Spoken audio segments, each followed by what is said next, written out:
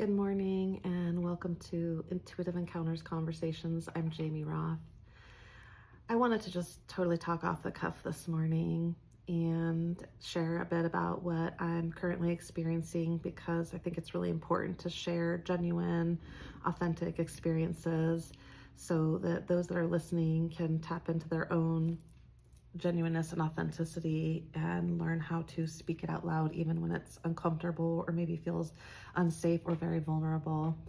So I wanted to share this morning about a meditation I was just doing, about some wounding I have, and about what it's like to have other people's ceilings weighing you down. So what I mean by that is the weight of other people's. So I think there's a saying like you reach a ceiling and then you break through, right? So like in your career or as a parent, there's these ceilings you reach, right? Where you have certain goals and you get to that ceiling and then hopefully you can break through, but then you reach another ceiling where it's going to cut you off, right? Like you can't just, this big ceiling above me, actually you can't get through the ceiling, or you do and you break through. We talk about this a lot with women, right? How many ceilings women have had to break over the years throughout the entire world to have jobs and careers and rights, money, salaries, all the things, right? Safety. So the ceiling that I'm working with has to do also with my mother wound, and a mother wound can show up in many shapes and forms, right?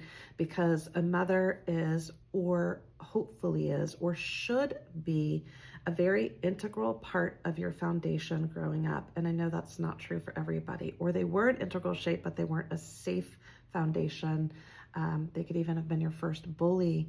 But basically, like how your mother operates through the world and perceives herself through the world is really put on her children. Because if you think about it, and again, this is typically aligned with your biological mother, but it's also has to do with a guardian mother figure that raised you. So that could be an auntie or a grandma, or if you were adopted. But with mothers, we're just such a strong focal point in a child's life, and fathers matter too. I want to say that right offhand. Dads totally matter, but in this video, I'm going to talk about mothers, okay, and how I perceive mothers to be, or should be, or could be. So as a mother, and I'm a mother myself to 3 boys, we basically we have an extension cord, the umbilical cord, that becomes an energetic extension cord to our children for the rest of their life. And when our children look to us, how we present to the world is what they perceive as true to the world. It is what the world represents, what it means, how you can move in it. Are we safe in it? Are we confident in it? Are we to be quiet and submissive and suppressed in it? All those kinds of things. So how a mother carries herself is like the prime example to children, both daughters and sons, or non-binary children, anywhere on the spectrum, to how we should move and flow in the safety we feel operating in the earth, in the world, in our relationships, our schooling, our jobs, our home. So for me, I had a mother who was wonderful in many ways and very loving in many ways. And also she had a definite ceiling, particularly when it came to her business. So she was an interior designer, and I always thought she was really excellent. Like I thought she was very good. I don't think I knew she was very, very good at what she did, very skilled. But I recall growing up that there seemed to always be something sort of stopping her from going to the next level, or she would go to the next level, but then there was another ceiling right there. And it always seemed to just be like bearing down on her. And I remember, my memory serves me to suggest that she never felt like she could get to the level she wanted to get to. And I don't know what that was. I don't know if that was fame. I don't know if that was some level of fortune. I don't know exactly to the level she wanted to be perceived in her interior design business, but I do recall her starting off with confidence for a project, presenting it, and then a sense of, I don't know if a failure is the right word, if that's too strong, but just never being able to really break through the final ceiling, whatever that was for her. And now as a business owner, I've noticed that I have that perception for myself as well. And also, one of my other mother wounds is that my mom definitely cared too much what other people thought. Like, I remember as a kid, as I got a little older, maybe a teenager, realizing that she was really concerned with what other people thought about her, or she wanted me to be concerned. And I remember one time, maybe being between 16 and 18, starting to say to her, stop caring so much what other people think about. Why do you care what other people think about? Um, I mean, I even have one very specific memory that it's doesn't really matter for today, but just really just looking at her and being like, you seriously need to stop caring what other people think about. Like, it does not matter.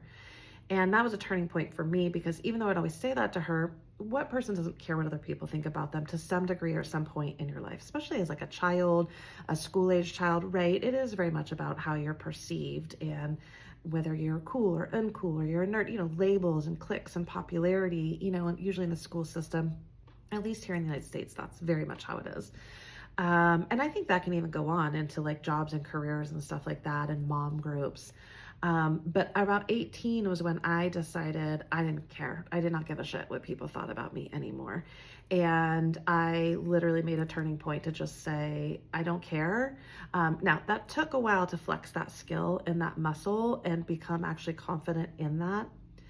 However, as a business owner, I've spent many years not caring, but then other years caring, and about what other people think of me or might perceive of me. And I've noticed that there is a ceiling I'm putting on myself, not unlike my mom, the ceiling that just is weighing me down. And so I did this meditation this morning to cut this cord with my mom and to cut this cord so that I could free myself from her ceilings, because I'm realizing they're not my ceilings. Like, I don't share those beliefs that I can't do and be all the things that I want to do and be. Like, that's just not true to me. It's never really been true to me. So I got this vision. I'm going to close my eyes. God helps me to go back into the vision. I got this vision of her and me, and we were still connected by the umbilical cord, right? Because that's where we connect with our mother. And it was very short, so she was keeping me next to her. And I was a little bit above her because my ceiling was a little higher. Her ceiling of like self-doubt, can't do it, what might people think about me, was just weighing her down. And interestingly, I've been noticing that I have this tension in my back and neck recently that I don't normally have. That's not my go-to.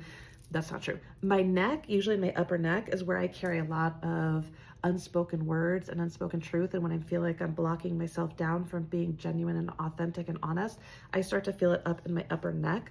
But I've been feeling this in my shoulders lately, this tension, this tightness, like I'm being burdened, like I'm being crunched down.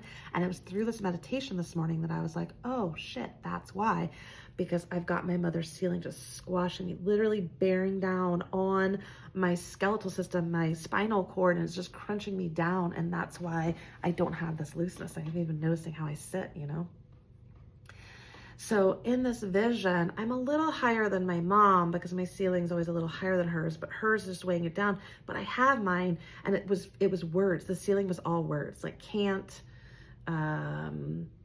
not successful, fear, like it was words bearing down. That's what the ceiling was made of, was energetically was words on her and on me. And the umbilical cord was really, really short. So she was still pulling me towards her really closely. So I'm not going to share this part because I don't want to share all of my meditation and leave that open to other energetic influences. But I will let you know that I did cut that cord, or I let it go, however I wanted to do in my visual experience. And that's different for everybody, how you cut cords, how you let them go. And as soon as I do want to say that I did so in a loving manner. And that doesn't always have to be the case when you cut cords. And this is kind of a rabbit trail diversion I'm not going to get onto too much today, but I do want to let you know, like, you don't always have to like burn, blow up, karate chop, machete cords, but you can if that's required. You can use very forceful energy, and there's nothing wrong with that. I felt to do so in a loving way, because even though I do not have a relationship with my mother, and I have not for 14 years, I don't hold animosity towards her. I actually hold grief and sadness. In fact, that was another thing that came up for me, again, touching on the mother wound part. So I lost that relationship 14 years ago when I shared about my sexual abuse memories that surfaced with my parents. And they chose not to believe me, and they chose to gaslight me to the family, my mom's side of the family. And before you knew it, I had lost an entire side of a family. Nobody was talking to me anymore because they chose to not believe me. So obviously there's a lot in that, but the mother wound that came up today, on top of having my mom's ceiling holding me down, on top of that energetic cord keeping me close to her and keeping me attached to her ceilings, her fears, her worries, I also have some grief I need to work through. And even though it's been 14 years, I admit to probably not diving into that mother loss wound grief as much as I could. It's not that I haven't spent any time with it, but I had to move on in life, and I had to continue parenting. I had 3 very young children at the time. But now they're older. Like I have one child in college and one that's a senior and one that's just now a teenager. And I realized today in the meditation, not a new thing, but it came up for me again, this grief of having to parent without a parent, having to mother without a mother, not having any guidance, wisdom, elder wisdom, nobody to ask questions, nobody to share my triumphs with, nobody to share my children's triumphs with. I shouldn't say that. I have my husband and he's devoted and we are greatly in love. And so I always have that support, which is what's got me through it. But as far as having a mother, that's an integral part. And if you have had any mother loss, like you've cut her off, she's cut you off, she's passed, even the adoption disconnect can create its own type of wound of a mother who, gave you up. So I'm going deep in here to a lot of stuff and I'm kind of all over the place, but this is me talking off the cuff. So I hope you follow it, you get something out of it. So first, I had to sort of grieve for a minute that I have been experiencing motherhood without a mother through all of my children's adolescence, teenage, and now moving on into adulthood. And I haven't had that mother to lean back on and fall on. I've just had to mother myself the entire way. And that's sad. That's really, really sad. And I definitely had some tears come up that wanted to sort of cleanse through that grief. And then again, I saw that, with the visual I gave you where we were together and the umbilical cord was so short, like it wasn't even long. Like when I envision my children and our energetic cord, I lengthen it every age, every stage they go through. Like my son who's currently in college, I've had to let that cord grow really, really long and strong. I don't want to disconnect it because we have a very close relationship that's not toxic. So we have no reason to release it unless he should choose to. We might, vary how we interact with that energetic cord, but it's strong and secure at this point and hopefully forevermore because I do things differently than my family. But anyways, I've had to lengthen it. Like I've had to let his cord go because he needs to be an adult. He needs to be on his own and he still needs to know that he can pull on me and get my support at any time through that energetic cord. He can find that love and that strength and that safety and that stability, but I've had to let it go. And every year my children grow older, I always envision it growing longer to let them have more freedom. So with my mom, it was very interesting that it was short. It was so short, just like keeping us really close together, which made a lot of sense because even though we haven't spoken for 14 years, I think maybe even almost 15, I'm sure it's been difficult for her and sad for her, and she probably would like to keep me close. But also she's keeping me to her ceilings. So let's get back to it. So I've had some mother wound grief come up of lacking in that motherly life and experience to have someone mother me. And then I saw the cord connection and then I chose to let loose of that. And again, I did so in a loving way because I don't harbor animosity towards my mom. I really don't. I don't have anger, if anything. Like I said, it's more like grief. How you might experience your mother wound and the cord and that kind of thing is going to totally be different and vary. But that ceiling again was words. It was all words, just like fear and can't do it. What will people think of me and all that kind of stuff. And so as soon as I cut the cord, I just moved right effortlessly through all those words because they don't belong to me. They've never belonged to me. I'm not saying I've never had those feelings come up. I definitely have wounding in my childhood of people taking advantage of me and being unkind to me and feeling left out in different ways. But at my core, I've always deeply known who I am, and those fears and words and ceilings don't belong to me. So she needs to be squashed by her own ceiling. I hope she can find freedom from it, at some point before she dies, because she's older now. But I have to be let loose because I have things to accomplish, and I don't need someone else's ceiling holding me down, squashing me down. And so I know now that I can breathe and I can expand, and I'm going to need to keep moving into that. So on a quick note about integration, when you do deep healing work like this, when you do this kind of shadow work or mother wound work or any kind of healing work, the integration, it's not just about the what or how or whatever, it's also about like integrating that. So you become clear about something, you cut cords, you feel really good, you have these epiphanies and ahas, but that can't be it. You then have to integrate. So what integration looks like is to move in your body and drop in and allow the freedom of that energy. So I'm going to need to do some breath work today where I really expand into my breath, both in my abdomen and in my chest.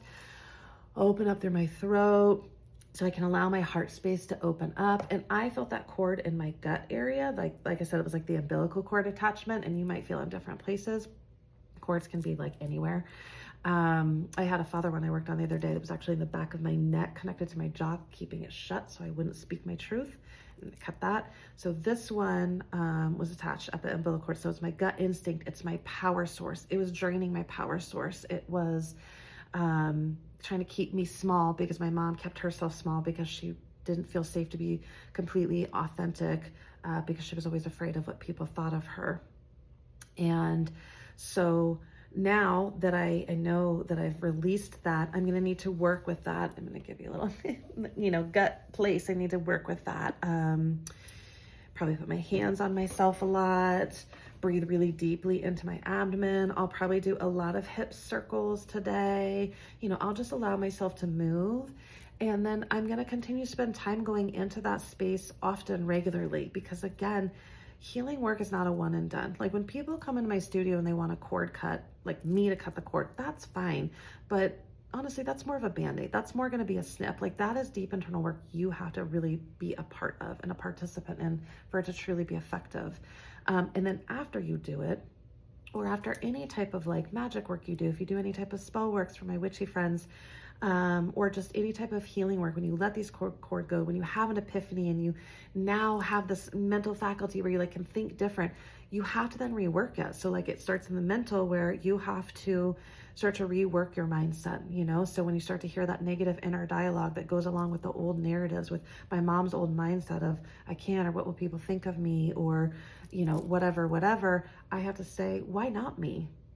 Of course I can do this. Nobody's better than me per se. I'm not necessarily better than anyone else either, but no one is more special than me to achieve what I need to achieve. If they can do it, I can do it. Why not? Why not me? Of course me. That's the mental. I'm working to create those new neural pathways in my brain that when I hear I can't, or some kind of fear, or I'm going to be left out, or I'm not part of the popular crowd, that like people aren't going to want my services, they aren't going to want to be a part of my upcoming summit, whatever it is, I have to say, no, of course me. There's no reason for it not to be me. I am unique to me. I'm authentic to me, and that's going to reach whoever it needs to reach. Then I also have to keep moving in my body because we hold all these memories, we hold these cord connections, we hold everything in the cells of our body, and even ancestral stuff that maybe doesn't truly belong to us or wants to be expressed through us. And so you have to move a lot and make space for that energy to move, to make space for those cells to release, those memories to release, so they're no longer just trapped. So whatever was in here, that ceiling that was squashing me down and making me feel small, I'm gonna have to work with my shoulders a lot. Not only can I do it for myself physically, but I can get massages. I can also dance. Things like that. I can utilize Epsom salt baths. That works for me to help me relax. I can put BioFreeze or some kind of mentholatum product like on my shoulders to remind myself that like I can relax. Chiropractic care, like you don't have to do it all on your own. Utilize your practitioners and healers around you and your tools.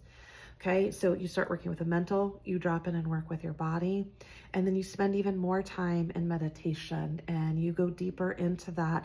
And it can just be making sure that cord is cut, like going back to that, wound and putting your hands on it and breathing into it.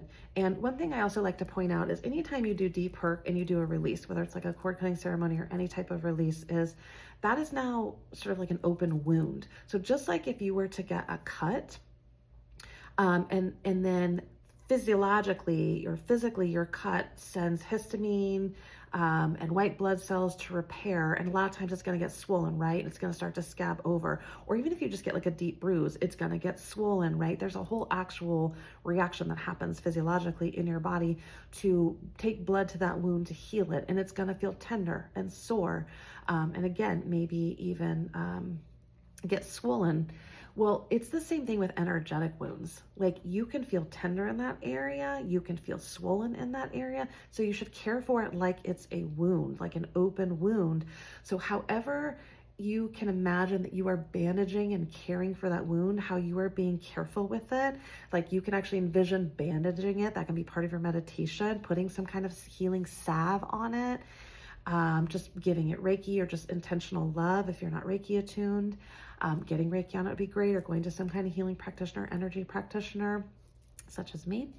And then also you want to fill it back up. You know, what are you replacing it with? So you're replacing, so this one I would be replacing with confidence and assertiveness and relighting my own fire, you know, because I disconnected that fire from my mom. To me, I have my own fire to ignite, which is usually kind of in your belly, you know, at the base of your spine. Sometimes it's referred to as Kundalini, or in that chakra in the middle here that's known as your gut instinct, your power force, your confidence. So, you know, you can spend time infusing that wound, stitching it up. Maybe you envision that you're stitching it up. You know, there's so many opportunities. So it's a body, mind, spirit to integrate into healing. So that's what I'll be doing to work with this wound. I've broken through this ceiling and I'm free to fly. And again, I don't want to share everything because I want some of it to be personal. I don't want other people's energetic influences to come in, who might be watching or listening to this. But I will say, once I broke through, like, the vision of me completely free was amazing. And I'm going to spend even more time in that vision. Like, what was I doing? What was there? It was really magical. It was really, really beautiful and neat. And so I'm going to do the things out in the wide open where I am free and I am expansive, and I am no longer held by this chain connected to my mom or her ceiling. And I'm going to let her go in peace. And I'm going to let her go in love. Those are her issues now. Those are her wounds. I'm not attached to them any longer. But again, I'm going to keep working with it to make sure that cord is severed and it's also healed, and there's a replacement of the good that I want in it. Working with the mindset and keep working with energy moving through my body. So I hope you were able to grab something from this video. I know I kind of went all different ways for a little bit there. But I hope there was something really powerful for you, maybe touched on something, ignited something for you. And as always, if you would like some help diving further into your own wounds, mother, father, any kind of wound, cord cutting, or just simply having someone be present for you while you do this work and kind of help shine a light into your dark, help you ignite your fire, I'm here for you. I'm your gal. And you can always check out my website at www.intuitiveencounters.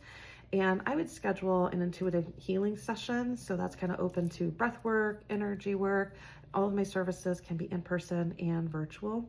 So I hope you have a really blessed day, week, whenever you watch this video. And if you have any questions or comments, feel free to drop them below. Please like and share and subscribe to my channel. Thanks so much.